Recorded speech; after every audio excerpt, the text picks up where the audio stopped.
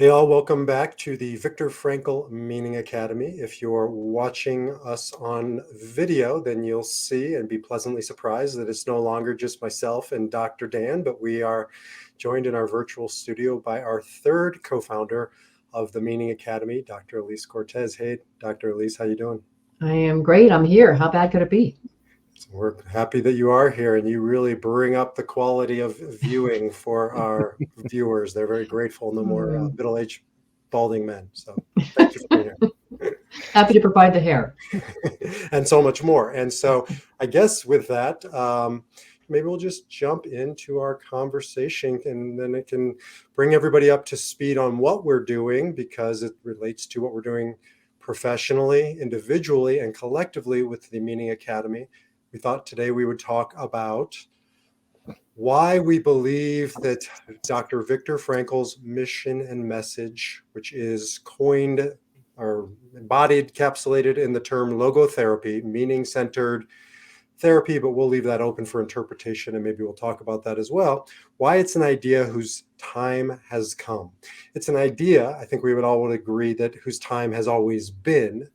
But in some ways, I think particularly now more than ever, it's an idea whose time has come. So what do you all think about that topic and where do we go? I love it. I mean, so, from my vantage point, I think I remember first becoming more acquainted with Dr. Viktor Frankl's work in 99 when I entered my PhD program. And it just made so much sense. And then I brought him along over these last several years, of course. And my focus for his work is in the realm of work. And so that's why I call myself an organizational logotherapist. So I'm not doing one-on-one work with clients like Dr. Dan does. Maybe he works with families and groups, but I use it in the principles of inside company walls, et cetera. And I just think that therapy through the logotherapeutic lens inside organizations is so necessary today. So that's my jam on the topic. Awesome. Yeah, we're going to come back to that. Yeah, I totally agree. It's interesting, as I've shared many times, and as you said, B, it's an idea whose time has always been there, but even more so now, post-COVID, the world we're facing, the work world we're facing. And I was thinking about that, preparing for today's show, knowing that we were going to have the lovely and brilliant Dr. Alise with us, the idea of how the three of us got together in working with this work world. Yes, I'm a trained psychotherapist. I've had a private practice for over a decade and been doing psychotherapy for nearly 25 years. And I was thinking about, now, how did I find myself in this work world? And more than just working with individuals who come to me because they have issues with work and struggling to find meaning and purpose in their work, I've just found myself in different work situations as an EAP, as a consultant, and then to get paired with logotherapy and the likes of the two of you, it's been fascinating, our different conversations. And the idea that if we can bring logotherapy to the work world, to the people who leave the work world, what an amazing opportunity we have to share this idea with them and to allow them to take it through their organizations, to take it to even more people. Just kind of reflecting on that idea. This is an idea whose time has come. And the more we can get it out there to people in the workforce, in the work world, leaders in the work world, they can have an amazing impact on where culture goes, where society goes. So I'm looking at the screen, 3 pictures of us, obviously, and if they were circles, I'd merge them and see the concentric part of those circles. And I'd be interested to figure out with the two of you how we ended up coming from such divergent places, converging in this meaning meets the workplace vibe thing focus. Because, I mean, Dan, you said it, you come from a therapeutic, clinical sort of direction. I come from a pastoral, my doctoral degrees are in divinity and pastoral counseling. So I wouldn't say very different, but certainly different. And Dr. Alise, I forget what's your PhD in? Human development. Human development. So you're a little more in a line with probably getting to the workplace, but still probably wasn't a given. I mean, I'd like to hear from you always that you'd end up in organizational logotherapy. How did we all end up converging in this space? Well, I opted into you first, B. Remember we were both presenting our diplomate works here, whenever that was, a couple of years ago. And what I opted into was your intelligence. Your message just See, what Dan, resonated with me. I've And been telling Dan this the whole time. right. Somebody got it. It was me. But I opted into that. For me, it's a killer thing for me. I mean, intelligence is where it's at for me. So that was how it started for me. But all beyond that, what really allured me was the depth that came with that. I one of my top 10 values is intimacy. I like intimate, deep conversations with people I work with, people that I'm connected with, and I don't want any of the surface level stuff. So for me, that's where, again, that, I think a lot of people, when they say they want meaning, what they also mean is they want depth and substance and, that chewy connection. And that's what I got from meeting you, B. And then, you brought me Dr. Dan. And then I got this whole other level of this beautiful soul that's ministering to the world through the work that he's doing. And these are just my people. That's all there is. Well, I wasn't fishing for compliments for both of us, but we will take it. I swear this bald head just grew like 5 hat sizes. The ego's inflated. So I guess I'm going to challenge a little bit, or maybe, dig a little bit more into that. As yes, thank you. And we don't say yes, but we say yes. And why work? Like, why did we end up in the workspace around logotherapy and not, for instance, why didn't you end up in clinical work or one-on-one work, or maybe a better question is, why is this so perfectly suited for a work atmosphere? Okay, well, I'm going to first take that. Maybe the hand that I was dealt. My mom was married 5 times from the time she was 28, and I'm from the first marriage. The number 5 came into my world when I was in 2nd grade, and that was like the jackpot. He was a farmer from Central Washington State, really good human being, and just amazing. So what happened from that marriage and subsequent raising that he gave us is I got exposed to a work ethic of a farmer and then later a restaurateur looks like. Mm-hmm. And what that became for me is that work was never a bad 4-letter word. It was something that you did in service of your life, in service of others. It was a way of living and being. And I've kept that all the way through. So much of my mission today, because when I go into companies and I see literally how people are just literally hanging on for all it's worth to get to the end of the day or the end of the week, what I want those people to come alive in work the way that I was able to come alive in work. And logotherapy is a fantastic tool to help them do that. That's great. Thank you. If I may, I want to dive into that because, excuse me, Alise, you really took me back to my past and how I found myself in the work world and in consulting with logotherapy in the workforce. Fresh out of grad school, I found myself, I wanted to be in this amazing adolescent substance abuse treatment program, but it was corporate mental health. It was big business back in those days. We had sites all throughout the Midwest. And part of what we were doing, this was a treatment program rooted in the very poor, diabolical treatment methods of the 1970s and early 1980s, especially when it came to adolescence. So we had to go through a pretty significant clinical change process, but also an organizational change process. And I got to work with quite a few consultants on that. And I was just amazed at the work that they got to do and how then it wasn't just an individual process, but then it was a group process that filtered through all of these individuals as part of the organization. After leaving that place of business and going into my own private practice, I just happened to find myself in these situations where I was consulting with management teams, leadership groups, different people like that. And I pulled a lot from those days, but I also had to do some really quick studying. And then logotherapy came in. And I thought, wow, this is, between the Myers-Briggs and logotherapy and different theories of organizational change and management and culture, it's just such a beautiful conglomeration of ideas that as we continue to say, we take that out. And if you can impact one person in an organization, that's the nature of organizations, right? They're interrelated. Individuals are interrelated. One person takes that idea and shares it with others, and you have this whole meaningful change that transpires, first in a leader, then in a leadership team, and then the entire organization. So I'd like to merge sort of the two of your ideas. I'll start with your Dr. Alise, your mom's 5th husband.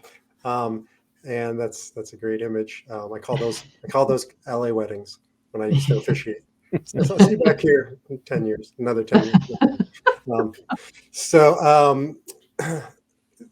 I work with a couple farmers, Midwestern farmers. One's Iowa, one's Missouri, and they're evangelical Christians. We really resonate. I'm a rabbi by training, so I really help them in their faith. But what I see with them, because then the rest of my clients are typical city folk.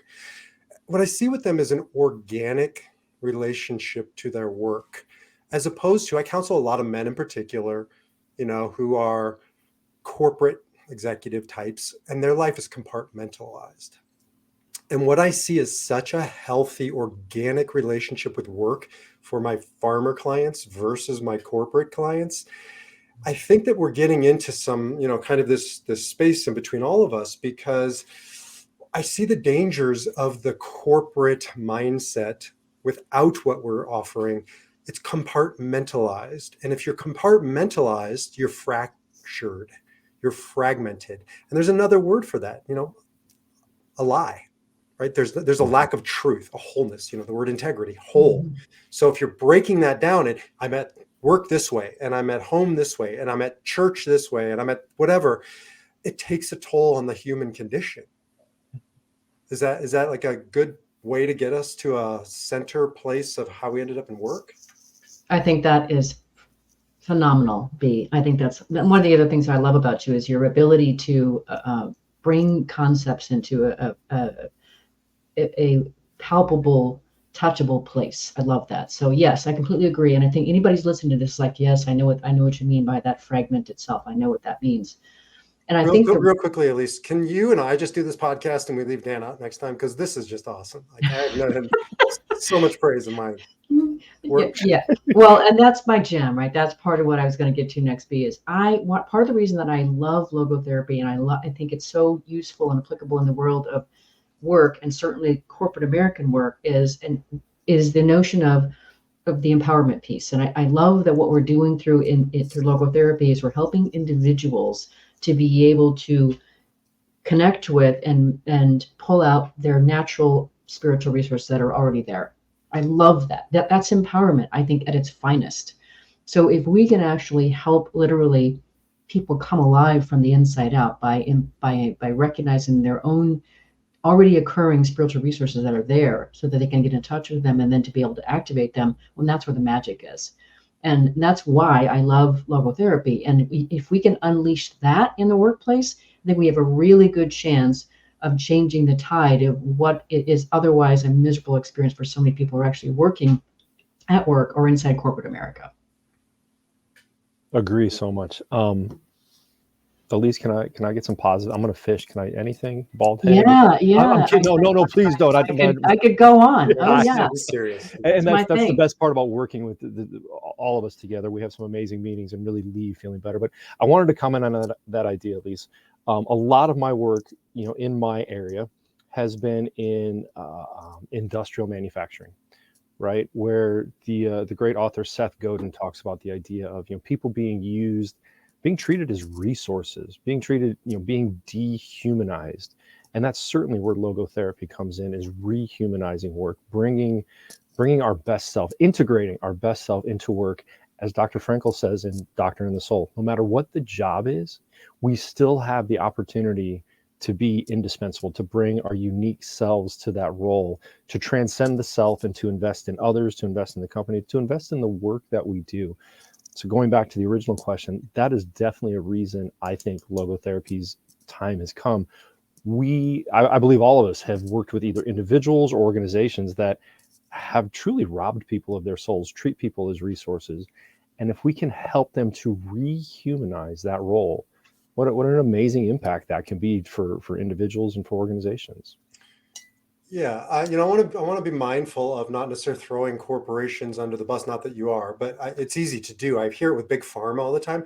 Big Pharma also gave us aspirin. Like Big Pharma also gave us a lot of good stuff. So we can't just say it as we're reducing it back to Frankl's words and world, because there's no it. There's people, and in those corporations, there's individuals who we've created, in the Enneagram world, the Enneagram 3, the achiever, And I think of the achiever as, I forget which, somebody famous said it, but then Wayne Dyer regurgitated it.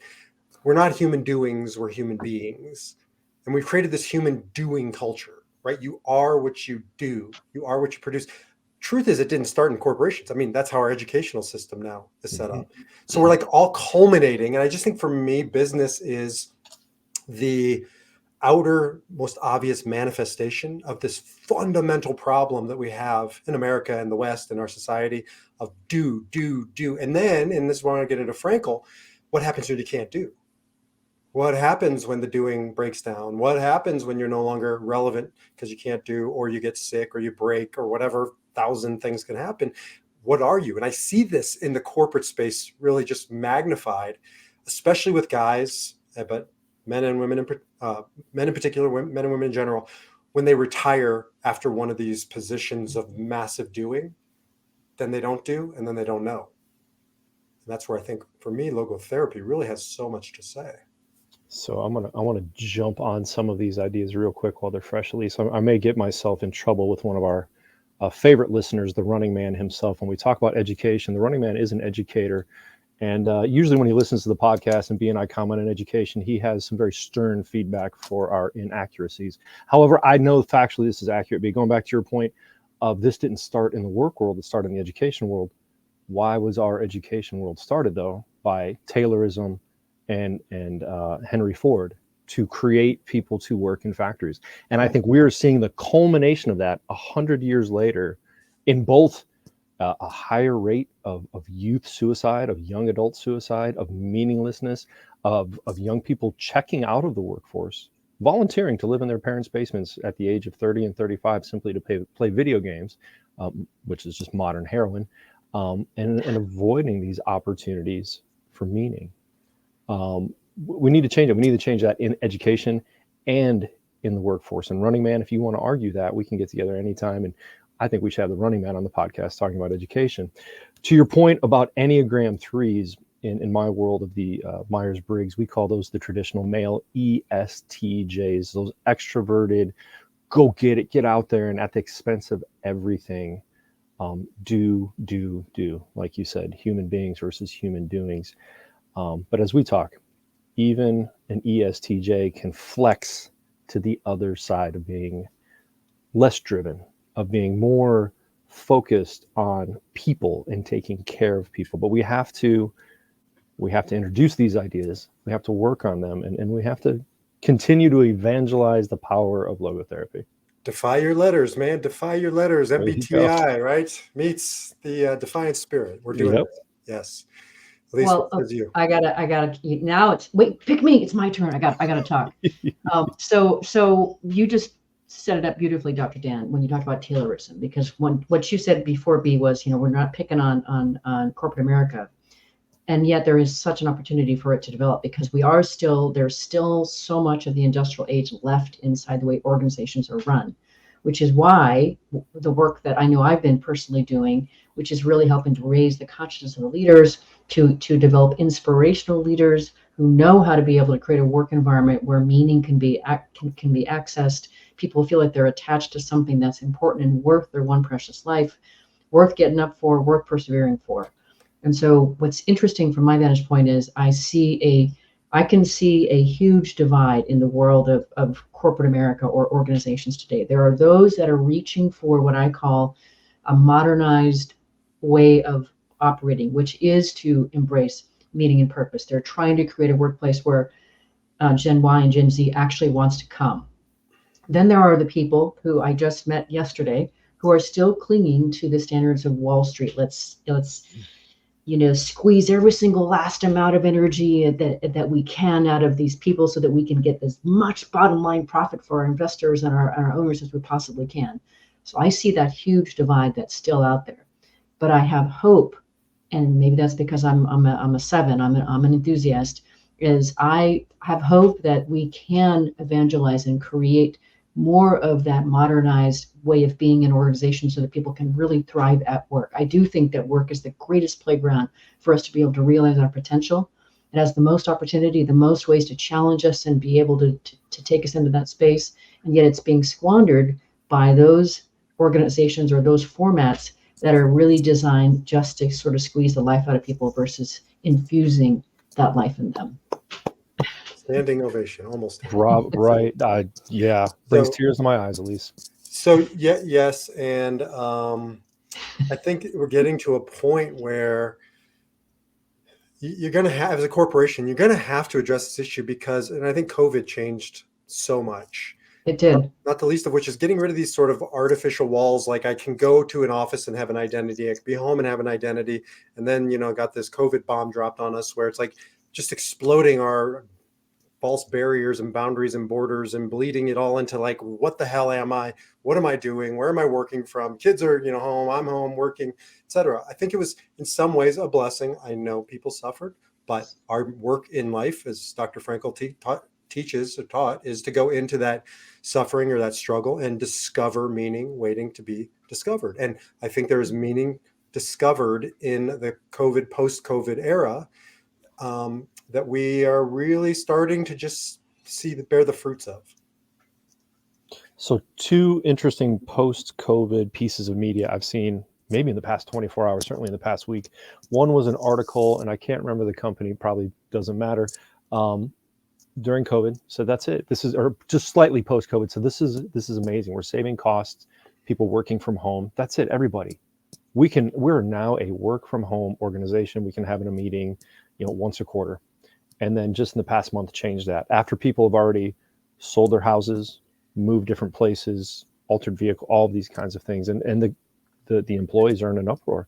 So you can't do that. You can't change things and change them in such a drastic way without realizing the impact on other human beings. I mean, talk about a fair degree of suffering without a plan.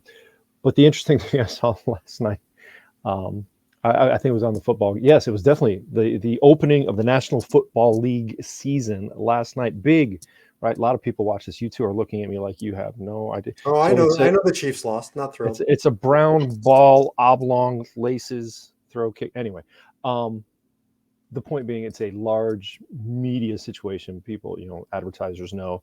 And there was a vehicle advertised on there, an electric vehicle that used the COVID situation. And it starts out saying, well, somebody got a call. Well, it looks like we all have to go back to the office. And everybody's getting in their electric vehicle with all these new bells and whistles and packing up their home and taking it back to the office. And I was just fascinated by that, how work has changed and how we thought as we got through that suffering, we felt we were coming through and learning to change it for the better. But it seems maybe different workplaces need their own crisis to go through. Why would an organization cause these kinds of crises on other human beings, bring on that kind of suffering? All of that to say, I think one more reason logotherapy's time has come. Managers, leaders, owners just need to know the impact they have on other human beings. Yeah, I think logotherapy addresses really well, if not superior than anything else I found, that when circumstances are unpredictable, which honestly, they're always unpredictable, but we start lulling ourselves into believing, this is the way work happens and this is the way the world goes. I think it's particularly well suited for addressing these turbulent times when change is bombarding us faster than ever before in human history, because you can't, fundamental logotherapy 101, you can't change your circumstances. You can only change your response to those circumstances. Okay. Yep. I'm coming in. So what I would add to that here, that from my vantage point, and I'm a researcher. And I've had some amazing conversations with people about what has happened because of the COVID pandemic. And part of what I've been able to discern, and this largely comes from McGowan and Shipley's work of this year, 2023, they're brilliant women. And they really sort of helped me better conceptualize and put together what I've learned. One is that there was already a lot of change happening in the workforce up to COVID, and that was people were burnt out. There's been such a push for productivity and doing more with less. People were already exhausted. So by the time we got through the pandemic, it really did. It just really catalyzed a lot of that disconnect and some of the attitudinal changes that were already happening in relation to work. And so one of the things that these ladies say, which I think is really, really profound, is plagues reorder society. So when you think about the bubonic plague, which really led to then, of course, the Renaissance. And then the 1918 Spanish influenza led to the Roaring 20s. For us, what happened with the pandemic is that it really reordered, and that's when we got into the Great Resignation. People were quitting their jobs right and left because they said, no, I don't want this anymore. I'm not willing to put up with this. So what I think is also fascinating about a major change that has happened out of the pandemic, it used to be that we organized our whole lives around our work. Where we worked decided where we lived, where our kids went to school, and who we associated with. And today, I think what's happened, and again, other researchers also say this, is we now then want to organize our lives around who we're connected to. And that's why people move their homes. They wanted to be connected with people that were important to them, or communities that called better to them, and then build their lives around that. Again, all the more reason why I think logotherapy is such a great tool to be able to help manifest that, bring that together, and make it work, because it's all about what people find meaningful in their lives, and being able to facilitate that. If organizations can facilitate that, they've got a much better chance of being able to keep them and activating their talents, versus trying to make them, again, step away from what's important to them. No, come back, leave all that beautiful stuff that you created aside. You don't need that anymore. Just come back here. And it's ridiculous. I think it's asinine for organizations to go against that flow. So one of the things I hear you saying is, we live in a fluid society more than ever before, where the boundaries and the borders they're just no longer, they're porous. They're no longer these artificial. Right.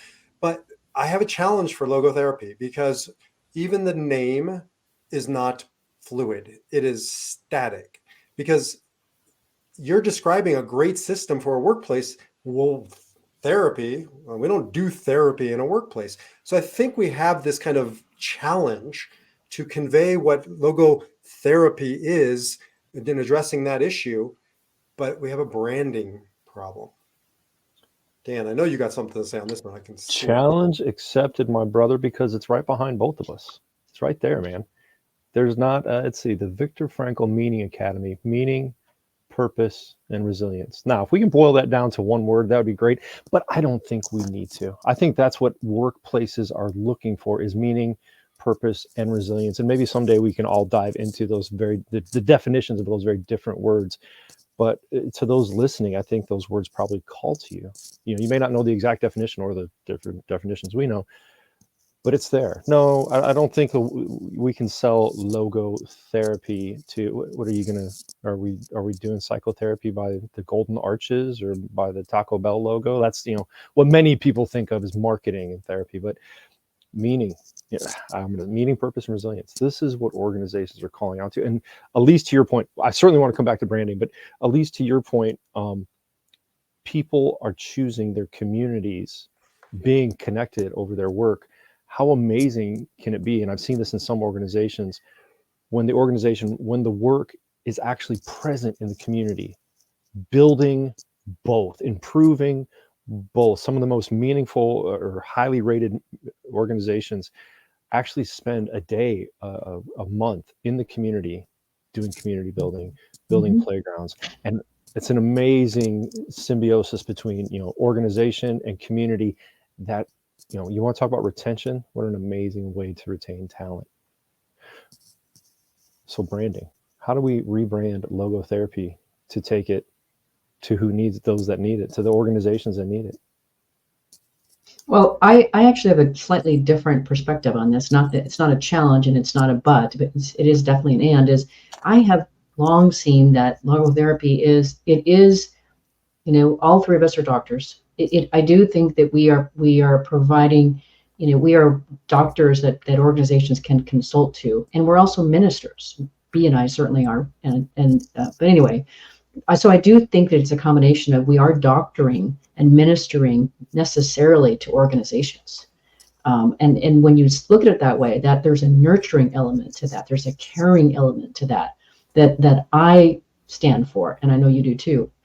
And if you look at it from that vantage point, we're not beating organizations over the head. We're not telling them you were wrong. We're nurturing, we're caring for you to be able to steward an organization that is going to be much more vibrant. Your people will be much more alive and want to stay with you if we can make these changes, these modifications, if you will, to the way that you otherwise operate. So to me, that's what I would want for the underlying branding, something about nurturing, caring, ministering. Yes, nurturing, caring, meaning, purpose, resilience, right? Nobody argues these terms or these ideas or the practices and strategies that we bring. And so I guess it's just important for our growing audience of millions. I think we get, what, 15 million a day? Is that right? Oh, no, Something that's like sorry. that. That was Joe We're up there with Rogan. Rogan. That was Rogan. Sorry. Whoever is listening, and we know there are quite a few people listening, that this is about meaning, purpose, resilience, caring, compassion. Doesn't matter what you call it, right? It matters that you find it, that you experience it, that you cultivate it, that you share it, that you live it. And so we're working here at the Meaning Academy to take Dr. Frankl's amazing work, inspiration, strategies to bring it out to the marketplace in modern ways. And it's a work in progress. Well, if we maybe take, and I know it's in Dr. Frankl's work, but also a lot of the other logotherapy communities, if we take one of his original ideas, that it's not just logotherapy, but it's LTEA. Do you guys remember that one? Logotherapy and existential analysis. Now, logotherapy rolls off the tongue a lot quicker than, existential analysis. That might be terrifying to some people, organizations, but that's truly, think about it this way. We're going to come in, we're going to help you and analyze the existence of your organization, your systems of interaction, of communication, of conflict, of culture, of all these different variables to make them better. All right, so how do we make that word simpler? Yeah, when you say that, I think of like a guided psilocybin trip. Right?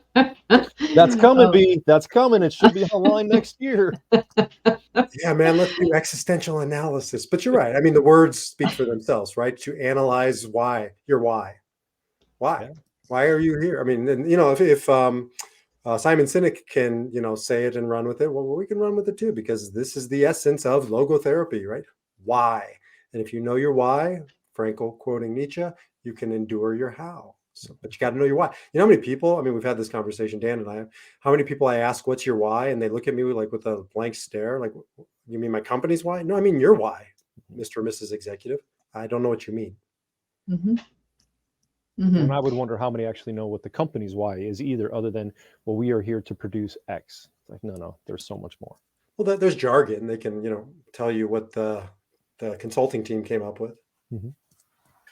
Well, so, we will bring all this together. I have been doing this kind of work, helping our organizations to articulate their purpose for a while now, and it's magical to get to do. And I remember distinctly working with one organization, and they're a financial services marketing company, and very, very successful. 10 years in, I'm brought in to help them do this. And it's about wildlife scratching together to determine how do you articulate that why. That's the magic of it when you do it together, and that's also the meaning part of it, right? Doing it together. And what was so beautiful about that was we did this together, and the co-founder, this is a husband-wife team, she got completely moved to tears. She goes, "Yeah, that is who we are. That's what we're doing in the world." And when you get to that point, you can do almost anything. Yeah. Right. And so, but you got to get present to that. And that's what you're doing is you're basically opening up the chest plate so you can feel the heartbeat again. That's what you're really doing. Yeah. And when your people can get present to that, that is the most delicious kind of meaning, to know that I'm part of something that is really important in the world and it matters to me and I get to be part of powering this in the world. That's the gem. That's where we're going in life. That's the best you can do. Well, it's probably a good segue to wrap up, because the heartbeat of the running man is probably, like Max, he's a middle-aged dude and we don't want him to go too hard and too far. So running man, we're thinking about you. But, let's each just kind of sum up. And what I just heard in that is there's a, when you know your why, it doesn't change whether you're doing it at your work, whether you're doing it at your home, whether you're doing it at your church, whether you're doing it out to the marketplace.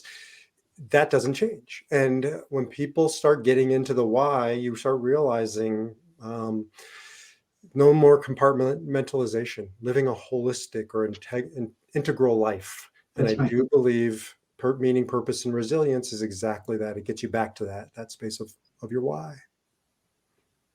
Dan, Alise, final thoughts for our listeners.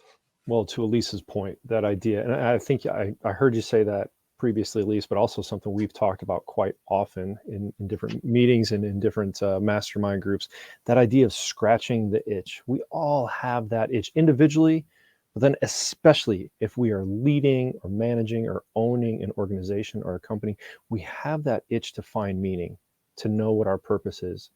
But if we're not scratching it, if we're not asking somebody, just what the heck is existential analysis and what is my purpose, it's really hard to do by ourselves. And I think that is what we are on the cusp of doing, is bringing that back scratcher, I guess, that ability to scratch the itch and find meaning and define purpose and build resilience. I'm so excited to be a part of this with you guys. So thank you. Likewise. And what I will say is, to build on what your points were, Dan, is that, and what I've discovered is that in order to be able to scratch that itch, to even get to the place where you start scratching, is you need to first get off the hamster wheel, and so that you can be present to that. And part of our work here is to be able to provide a mechanism, a platform, a way that people can engage with us, organizations can engage with us, to be able to start that process. Because if you don't even know, like to B's point, purpose, what's mine, theirs, well, first you have to get into a space where you can actually entertain the question. So I'm grateful that I get to be part of this group where we're actually putting forth the platform, the process, the mechanism to literally awaken people from the inside out again. Outstanding. This is a beginning, not an ending. So we're going to continue this conversation, I'm sure, in 1,000 different ways.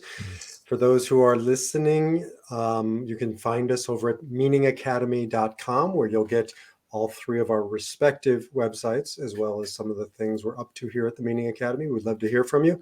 And we look forward to continuing this dynamic trio, no longer the dynamic duo. Thanks for joining us, Alise. Thanks for having me. All right, Dan, Alise, live with meaning, purpose, and resilience to you and to all our listeners, because that's what this is all about.